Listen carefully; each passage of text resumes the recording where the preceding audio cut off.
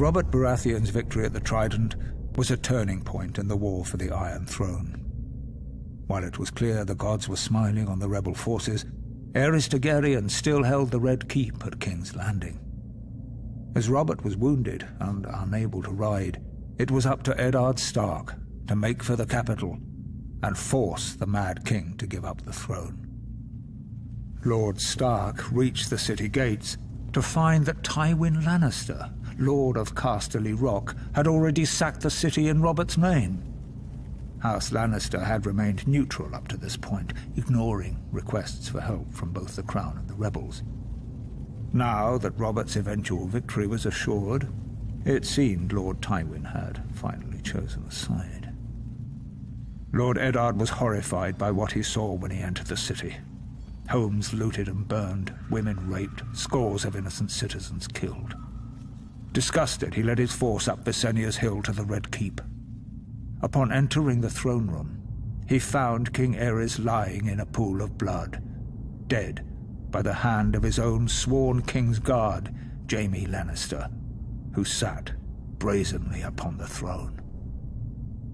Demanding to know the whereabouts of Queen Rhaela, Lord Eddard was informed the Queen and her son Viserys had been spirited away to Dragonstone before the Lannisters arrived.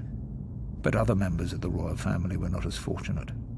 Elia, Martell of Dorne, who was the wife of Prince Rhaegar, had been raped and murdered by Ser Cregor Clegane on Lord Tywin's orders. Ser Gregor and his men had also butchered Rhaegar's young children. When Robert was well enough to reach the capital, Lord Eddard demanded the Lannisters answer for their heinous crimes. Robert refused, and sent him south to relieve the Baratheon stronghold of Storm's End, which was still under siege by forces loyal to the Crown. Whatever words passed between the two old friends are known only to them, but Lord Eddard is said to have left King's Landing in anger.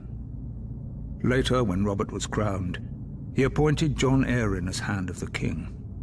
Lord Arryn's first order of business was to broker a truce with the Martells of Dorne, who were outraged by the brutal murder of Princess Elia and her children.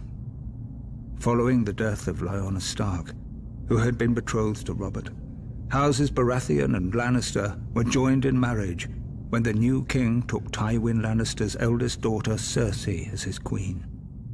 As for Eddard Stark, he returned to his stronghold of Winterfell, forever haunted by his sister's death and the shameful way that Robert had secured his throne.